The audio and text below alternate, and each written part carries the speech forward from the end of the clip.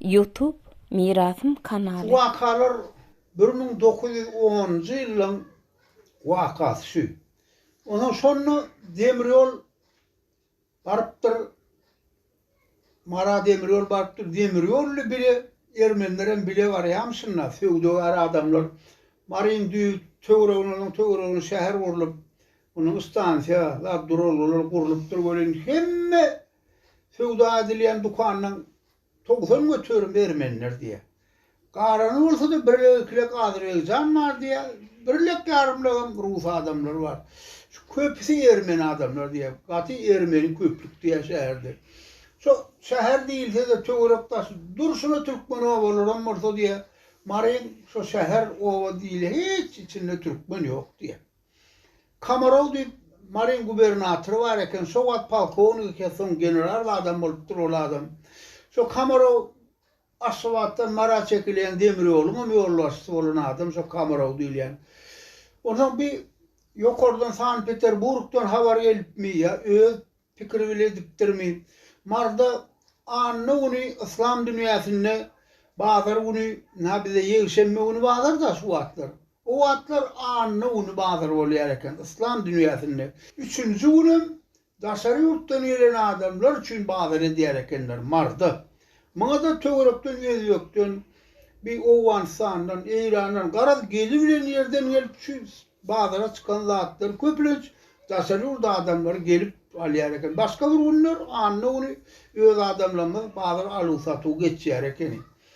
Bir ona şey dip duruldan ýan Kamarow muny alypdyrdy. Şu üçüncü gün bazara näme çyksa şu Owgandan, Eýrandan ýa başga ýerden gelip aljak adamyňkydan artyk maz edip günü nagat pullan berip bir yer ammara mäş çyksa da, tuğ çyksa da, ýüň çyksa da, buğday çyksa da, arpa çyksa da, näme bazara çykanlary aňraýanlaryny alyp ammara basyp Sankt Peterburg'a uğratıp başlapdyr diýäbi. Näme şu aňrysy basyp alma, aňrysyny çygyman üçin nä bol şey diýip. Onuň bir şey diýipdirdi adamlaryň jüsine pully şey bolyn, pully ilýänler gün beren agasana. Bu şäherin içi diýe silk telpekli adamdan dolaýypdyr diýerler şey. Indi pulun bolsa sowmurlar bir zat edip onu. Onuň şu bazaryň içinde, dukanyň içinde silk telpekli adamdan dolaýyp diýe 10 ýyl bolan zat şu. Onuň bir ermeni adamlar şey diýip köplük bolan soňlar Ermenistanyň bir Mara bir ermeni adamyň öýüne bir öz oğullarynyň birimi ýa doganynyň oğlumy bir golay adamsynyň biri Mara myhmançylyk edipdir diýe. Bir ýa gelen adam, gelen oğlan bu aýdyşlarynyň boyu bir 90 olarak boyu var diýe. Bir 115 kilo ýaly agram var diýe. Şoňa ermeniler öň Russiýa birigen näbiler? Birigen şu Orsiýadyň erkin güreşden çempion ady bar eken ýa-ni ermeniň. Ýygy derli turgan näşde gelip beren ennam jan çygyn bolup diýe şey diýip şu geçýän Moskwada, Sankt Peterburgda geçýän ýarşyň çempiony ady bilen gelip bereken bir gelipdir bol ermeniler. Bular bir götürümre halkda gözlerim bir hil dağ adam aslan şeyle bolýar. Bular hasam bir ýeke tabak bolup Mara başga bir adam şäherdir daga öýden atdy bular şey. Şey gelipdir bol maňa sen ha bir 40 gün zat boljak bolan şu wagtlaram toyun köprek bolýan wagt türkmenlerde bular düýe, öküz, gaty uly bayrak goýýarlar agra-arama. Sen bularla göreş diýip aýtdylar diýe. Näme diýip göreşmer bilem agamy.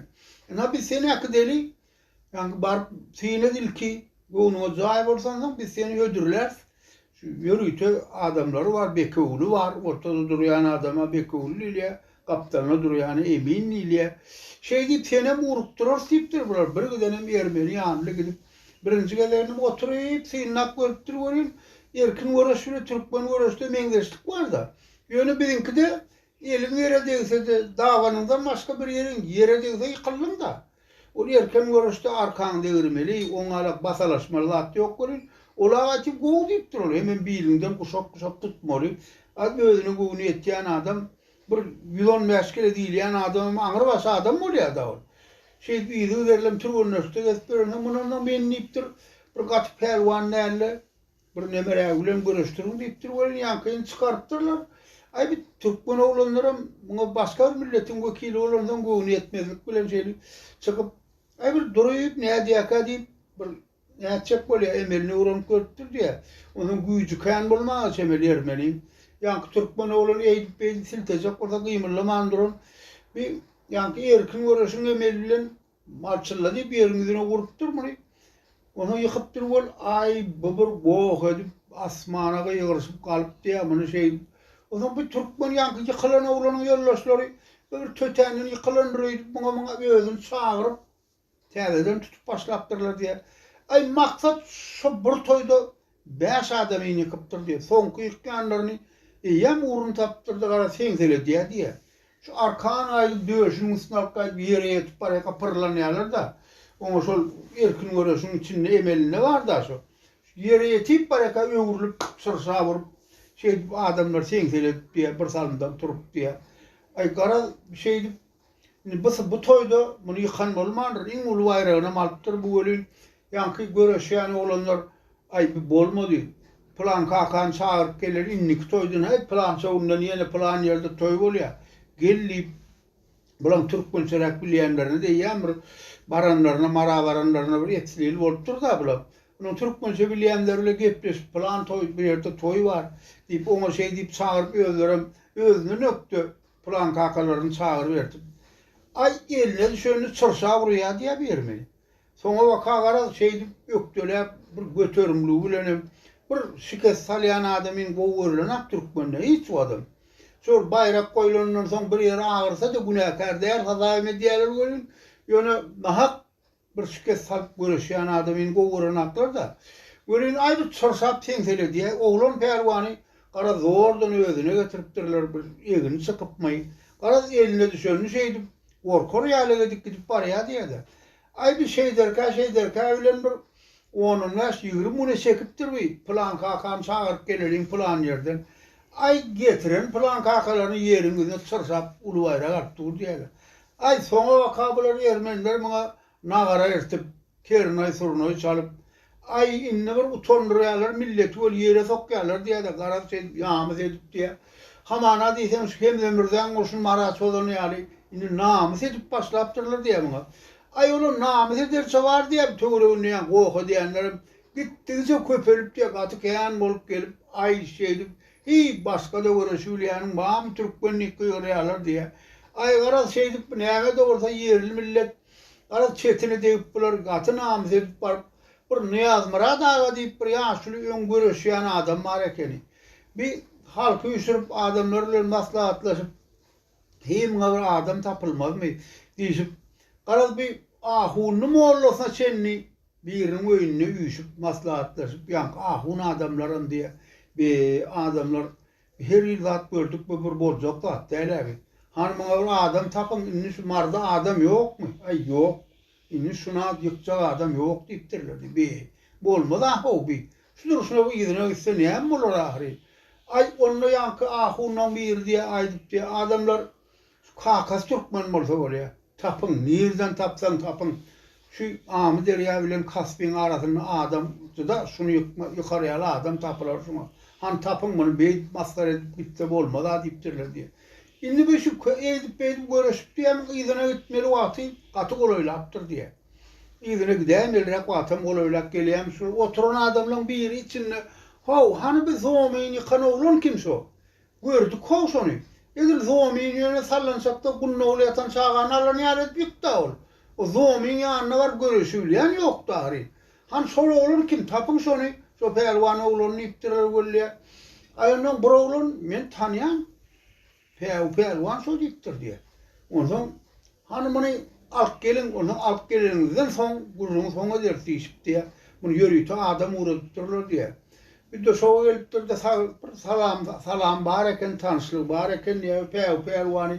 Şuňa alır awrysy perwan geldi bir saňa diýip durdy perwan aga. Muň ýany bilen baýja sala diýip şokda bir sala tiresinden baýja anlaýar sala baýja sala diýip bir awrysy baý bolan adamlar bar. Bu adamlarym şu ingilisler bilen özleri arasynda adam durmasyzdan Karaköl oyunları var eken şu Karaköl oyunun baganalarını şolara kızıl pul satıp aýyr mesçörsiz baý bolup dur diýe biler. İnglislerle gün sewdaları edip şu baýca salada bir şerwa adam ekeni. Şu 1910-njy ýylda Urt diýip bir düşokda gelen matlaryny orta mektep açıptırlar. Köp adam gelipdir, atriat kurup müňden emken bir de olara kagap şu atriatın sallady müňden kenni. Polkovnik Vanyal gatken adamlar ýanky açylan orta mektep açylana ýanky ofisier polkovnik Vanyal adamlaryň aýallary matematika bolsa-da, fizika bolsa-da, ingliz dili bolsa-da, nemis dili bolsa-da başga ýerden adam getirmezden ýanky ofisierleň aýallary okudy bilen, ýokary bilimli aýallar ken eken. Bir Urt diýen oğlu 10-njy ýyla baranna orta mektep oturup ingliz, rus dilini suýal bilýän oğlan şu baýca çala gara döwründen öňde ýaşaýan adam eken ol. Diýip ahyr şu gerek bolar maňa feodalism diýip diýip garazmy şuňaly bir sahanna adam eken özüm ikisi goňçy öýleri degişip duran ikidem Çile'de şekeni Çile'de işleýän bir aýda doglan 40 Çile diýilýär, 40 günüň içinde doglany, bile doglanlarak Çile'de işleýär türkmen. Garazmy bir baýca sala awyrsyz baýlygyndan däli ol pelwanyň derejesi baýlyk derejesi pessämiş bolýany baýca salarly deňişler ýar baý ýok diýär. Bunin ülkesiniň dostara gatnaşygy bir jaý gowy gatnaşyk deken ikisi. O baýca salamyny gowy näme bolsa çağıryp mehman gelse Aras özünü görmesizden pelwan bilen jedil var net bir adam eken. Ay işre waz adam işi ýok derdi ýok. Şu mereke bilen gok hedillik bilen ýaşap bir adam diýerdi. Baýca sala bilen ikisi gidip durýan gelen adam bolup şol bartdyrlar bolan. Gelenligini bilip ýanky üşen adamlar täzeden ýeni üşüpdirler diýär. Bir baýyň öýüne üşüpdirler, uly sadaka ýa derejesine ýetdirlerdi. Indi bir pelwan bir geplemeyen adammışsın na dinle oturan adammışsın bolup otur diye orta öyle adam dik durup duran ýaly. Ay bir ýetmek piyada. So dinle oturmuş da teoriyony adamlar bir Allah'dan bu yıkılsa ne ederken ahuna işemişsinler bolup pelwan sezim çıkarman oturmuşsun dinle bular bolup ahir bir durul ben ay ho inim pelwan falan yerden yük getirdik. Şimdi senem yıkılsam şu Ermeni öýlerine git ýaşy. Gatby erwet boljak bol sen onu göreýin. Adam diýen akly o. Walla bir gaty binjak bol tur sen alaryňa da däl o. Sen şu gurrunlara düşünip alaryňa dälmi ýa özüňe gowy ýetip diýen o. Ay bir özüňe gowy ýetmegem däl ýani olar Hudaý meýer pelwanjan bizden bolsa şol aýdýan salgyňyz bolsa şu ýykarsda Hudaý ýol berdi diýipdir. Ay onu da diye adamlar rahatlanak diye bundan çekinýärmişler-de. Ondan şu bu waka bir hil kemter bolmasyn diýip şu muhadif kalhozyna aya kakam aýarly onlar bar diýemdir bir işmeleňlerini şu makale ýazjak bolýan pelwan bardy. Indi şu Ermeni bile göreşenni gözü bile gören adam 72-73-nji ýylyň uruna diýenler men üniversitede 70-nji ýylda oturdum da ondan şu mirasgar bolup sonradan başladım onun şu pelwan marada makale ýazyp beresim gelýär. Bunları eşitýände indi şu Ermeni bile göreşenni gözü bile gören adamlar pikir edýän bolýan 1910-njy ýyl. Bu gurruna diýen adamdan 1972-73-nji ýyllar. Şo ýyllar 10 ýaşyndaky adam şu wagt bir 80 ýaşlaryna adam bolmurlar. Gözü bile gören adamlar Hudaýa şükür bir 80-90 ýaşan adamlar halk içinde ýaşap ýörer. Hiç şuňaly adam ýokmy adamlar diýdim bolýan. Be şon tapylar şolly işdiler onu. Onun ýanky kakam aýarly onun jumadur diýen diýip bir ýegendiz bar bolýan. Daýdy nuralar daý bir adam tapdym. Gözü bile gören adam bar diýdi. Ol adam diýdi Ata Rahman diýerler diýdi. Mercan perden tiresinden özüm ne kaptalmazda golay arasındasam değerliydi. Bir yaşlı adam diýdi ýöne bir gaty garran adam ýöne hakly uşy gaty gowy diýdi. Damja ýalap gözü bilen görüp dur gaty gurrun berip bilýär. Muňa ýerden ýanky piýadalap o atnaýan birgiden ulawam ýok. Demir ýoluny geçip bardyk bolýan. Bir howla girdik bolýan, bir saat udum Yan gün yukarı kalanla köl ucuna akça keçeni yattırlar. 2 sancak keçeni. Yaşlılardan otuyor. Akçal varılca, ak köynök gülcek, kellesine bir akça yart bile danıptır. Sınmağın sakkalı var, ak kuşacak bol otuyor. Ha, şu adı deydi, Atrahman diyen adam şu deydi öyle. Ondan, selamun aleyküm, atağa deyip bardı öyle. Bir elini tuttu öyle. Son kör olan adam da sesin gelen taraf, başka tarafı da görüşüp öyle bildim ondan. İki özüm dama görmüyor eken benden. Gece onu görmeyen kör olurken, teadrak kör olurdu. İntak şuna bir öğrenişmendir de ses bilen salanmaz. Ben bilen. Ondan şey salanmıştık böyle oturduk yani cumadır diyor. Atağa deydin ha şu nurnalar daim deydi. Şu pelvani gözüyle olan adam gerek diye. Şu sizden dinlemeye geldi deydi o şu fakir zöv oturup yerinin han inin teadeden var şöyle. Men şunu hükümetin ideceğini biliyor ne pelvini. Ol bir asırda oňa adam bir bolar ya iki bolar. Ol bir idelmeli adam ahire. Han teadeden görüşüp yankı benimle gözü şu kör gözünün yaş payrap durda. Şu pelvinin adını eşlerine şey diyeyim. Men hem daim değilim ata şu ecem pevi kakam diyedi. Babam bilenim doğan oğlum da attıydım öyle. Şu Ermeniyle görüşeni gördün mü ata gözüm bile gördüm dedi. Şunu bir ayet ağam dedim bor deyip. Ay şu fakir eserlenip bara. Şu yankı şey bir gurrun bir hilo garlıkta geçip gitti o yadından. Şu bir yavuz edip bara şunu gurrun bir şey dedi. Zomini yıkanna dedi adamlar gen gördü onu dedi. Zomini yıkışı gen gördüler de men ağalamın hemmesi görüşüyor dedi. Men doğanlamın içinde 5. mi 6. dedi. Menden ullon bar görüşüyor. Menem şovatlar dedi. 13-14 yaşındaki oğlanım ağalam görüşüyor. İçinde birem ağır-ağıramda uğraşıyor. Zoğumu bilerim kol katnaşıkta deydi ağam. Şunun bir Ermeni geliptirdi bunu yıkan yok. Pevin sarrat geliptir deydiler adamlar şunu da pevi yukarı dönaklar. Biyem yıkılsa ne eder kakti isterler şu ağam deydi zoğumun yanına var. Han doğa soğuk seni peviyle görüştün ahirin sen. Bir Ermeni bile ne eder kabi? Onun zoğumu şu peviden yıkılıptır da katır nemeye kalıp görüş taslaptır onu. Görüşmeyerek. Onun han şu nemedir o pev şunla görüştü deyiptir. Şuna seyredin deyiptir. Hemen şu gören bilen şu yöne kuşağım bilimde kuşağımdan tutandan her yanımdan kelte kaprağımı ikisem dövülüptir eken şunu deyiptir. Oğlum gördüm ben Ermenini. O bir etli anlı adamım değil, ağır etli adamım değil. Ondan hem sevse ve onu ya nedir o deyip diye. Şunu bil kuşaktan tutarlar o seyret şunu.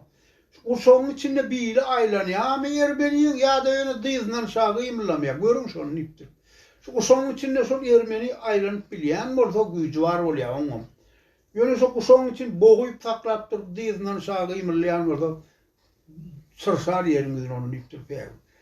Ondan diye giyeceğim benim alıp gittiler diye ben de giyeceğim buraya turdup hani yörsenim görür. Aran kıyın içinde yankı bağlar olayan yeri. Şu atkı bağlar değil yani. Häzir ki Yün zavodun kaptalına, Gökçe Ovası'nın kaptalına kadim madar var eken şu var. Söylüyordu. Kadim madar, marin kadim madar söylüyor. Şu adamı iyiydi var o. Şu tayda bol yer eken onun sonu diye barıp oturduk diye. Arankı, tüm arankı hiç adam görünen ak diye. Onun yalan şey atıl uğradı, azan ayttı öyle niye. Her kim bir adam katı kayan varıptır, yerinden turmayacak oluşup diye. Mescidde sığırdan kayan adam mescidle aramızda duran yerinden namazı uğrayıp bir imamı sotayda namaz okudular diye. Ondan bu ya bir hava yalan şey atırlı gitti öyle ortadan ullokan sek ediptirler diye adamın kuşakluğundan bolup duran diye. Yerden sek ediptirler diye. Ondan bu Ermeni'nin bağlar diye atı var diye o at diye. Şunu diye çep kaptalının yankıyın diye çep kaptalının bir Orsiyetten hem tokoy ağaçları geliyor diye, kuruluşu için, satma için geliyor. Şunun sütün nirep yere diye adam sağına dik duraymalı may var. Yürüyüp teler edip Ermeniler diye teler urnattır olun. Bizim hem baylanmadan avat vakti diye vakti. Atı bay adamlar sarca vay dileyen 50 sürü oyunu var ekeni. Coppan may dileyen 47 sürü oyunu var ekeni. Ay alamet bağır adamlar devlet derecesinde bağır adamlar müsaade bular edip bularım onka ikisi teler vurdular diye sağ kaptanlar niye. Bu aptalına yank merekan, bu aptalına Ermeniler çep aptalına üstüne oturup ulu okudum. Sağ tarafında da Türkmen adamlar, yaşlılar, baylar, onu ikes edip teler vurup üstüne oturuyorlar diye. Ay ondan gittiyse diye, bizim oturan yerimiz diye, ya görüş olacak yerden, bir 10-10 kağıdın daş ekenliğe baramızı. O sona vaka gelen yılımıza gelip durup gel. Sona vaka dünyanın üstüne durup başladı adamlar. Arabanın üstüne durup başladılar. İyi kılar görüyor. Hem diğer yana adam oldu diye. Şey deyip giden bağlarda marayın bağlar unlayıp diye zar çektirilen niye? Pervan bilen Ermeni pervan görüş yoktur deyip tüm halka yayradıp zar çektirdiler diye. Bu zar çekkenlerin içinde kimdir de birem diye bir Ermeni pervan pevinem yıkaysa yıkılmanı öz yurduna gidecektir diye kıyırıp adamların konusunu korkup gördüler diye. Şu adam oturan adamlar diye pevin hepsi gören adamlar görmedi. Ömmüldü vardır böyle. Pevonlu denestirsen katıllı kanlıydı. Yaman ne yok diye 2 metre boy 130 kilo uğrak ağram var diye. O Ermeni pelvanım şey diye. Şu adamlar yine yersiz oturuyor diye. Yerini bu yıkılsa ne ederken. Bu halk namusa alacak tabi. İkilens birini tapayın neyse ama vakt yok. O otla bildin alıp da gidecekmişsin ahiri. Kasba varıp anırıyıp parahodlu gidecekmişsin. Şu pevini yıkıp bileyse ikilens bunu saklap görüştürmeye vakt yokmuşsun aralıkta. İniş pevi yıkılaysa ne ederken deyip adamlar karasını yıkar öden aktar diye de adamlar yönü için yepledisi otuyor diye. Bazıları da diye düğü getirenem oldu, mal getirenem oldu. Ayağlı adam doğru erkek adamdan bazılarının içinde yekez adam uyumlarına bağır adam yani görüş olacak yerde diye. Onun yakını yazmara dağa diye ayırıp diye zar çektirdi. Adamlar pelvan bilen Ermeni pelvan görüş yoktur. Görüş 3 gerek olacaktır. Atavağı düzgün bilen. Şu bir daşından bir gelen mihman başka bir milletin vekili olan için bekevulüyon bir oy yadık, 2 oy yorsa adamlar deydi. Her gayet bir kaptarlı olur.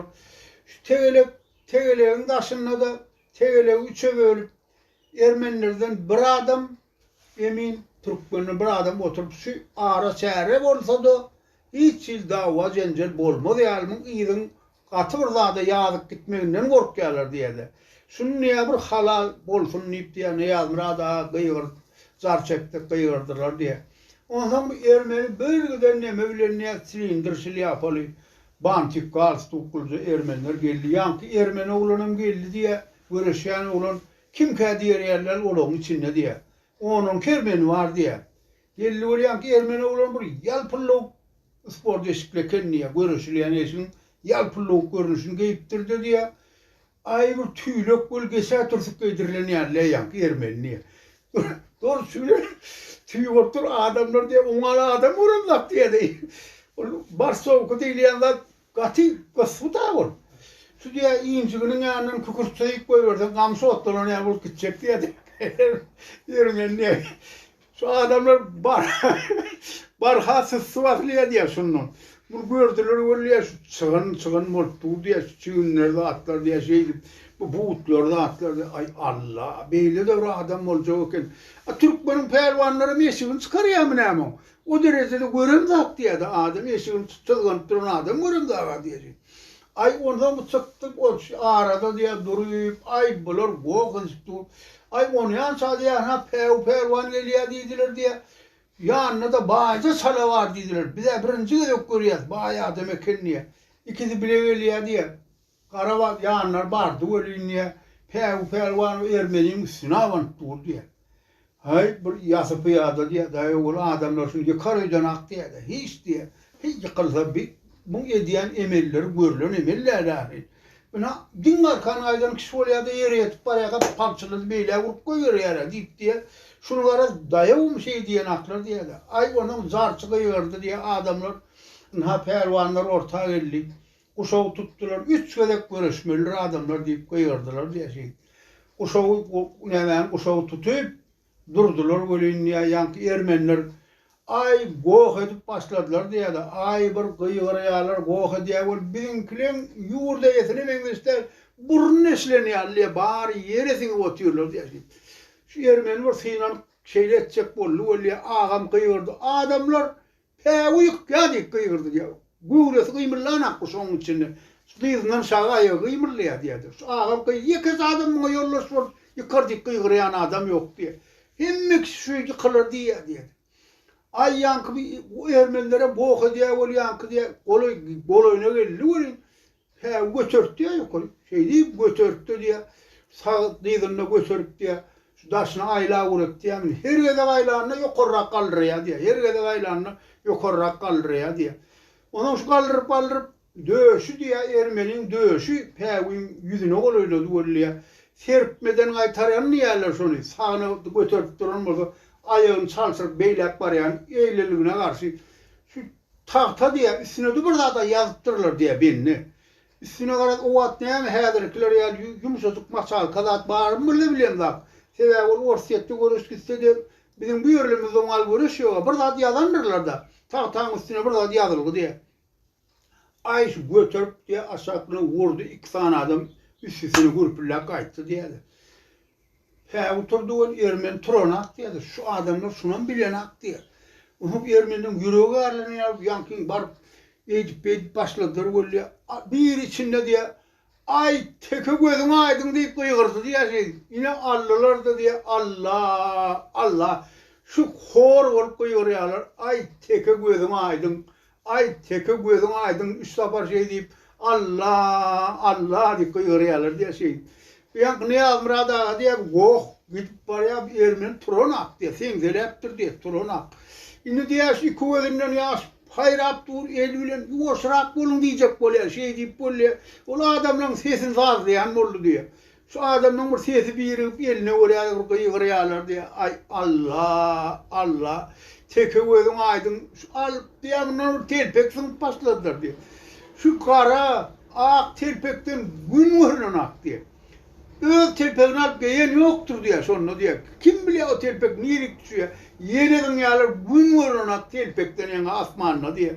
Şey deyip diye şu adamlar bir uzakla beğencinden ağlayan sonra gördüm diye. Şu adamlar beğencinden bir ağlayanlar diye şey deyip diye. Ay bir yerimin gözüne öyle ne var diye. Bir turzuk bile naklar, ahırımın turzular diye. Ay onun içinde bir varlarıyla ay gatı yıktı, onun diyecek oğlum ne hemen onu araştıran adam kendiye de. Bir öldüren bir kusan adam insan dilikti diye şey. Ay bunlar Mehmet Uğur o halde diye. Yine adamlar diye pevini şu elini ısıp ay bir tanrı yakasını diyecek bunu çözüp başladılar diye. Yankı ne yazmır adağa diye köpü vuran adam ne hemen orada adamlar Gökçe'de Gökçe ovasında plan bay şu görüyorsun hayrına sadaka verecek diye Allah'ın razılığımız için. Şu sadakada görüyorsunuz pehlivan bu adamlar köşüştü diye. Şey deyip diye ondan bir Ermeni'nin ne koltuğunu giyir vakittiler. 2 koltuğunu giyir vakittiler diye. Şu adamlar beğenip diye birbirini uzaklayıp ağlayandır. Sonra ayttılar diye bağlarda ömür bağlara çıkıp katladıp. Geçmeyen yörün lazım bağır satılıptır şu bağlarda diye. Son bağlarda pevin görüşün ne bağlar deyip diye. Ay adamlar gerek gelmez sağlamız bile burada edersip şeyler sevda olup diye. Halk bir namustan çıktı hiç görülür nelliyede. Şunu adamlarda görüyen mertebe var. Vatan namusu ortaya düşüyor. Vatan namusu ortaya düşüyor şunlarla hatta. Yine Türkmen ağa diye bir atın arkasından mümat su içerdi yararı. Yine şey deyip sol adamdan hatırasını saklaptırırlar pehlivan şey deyip. Yine şöyle görüyorsun bütün dine bir vilayetin değil külli Türkmen'in Mirasım kanalı. bir mertebe saklanıptır. Pehlivan yıkılıptır. Hava beylese ağımıdır ya. Bu tarafım kasbı denir. Şu içinde yayrap bir dünya. Ravas yayrap bolup gidiptir.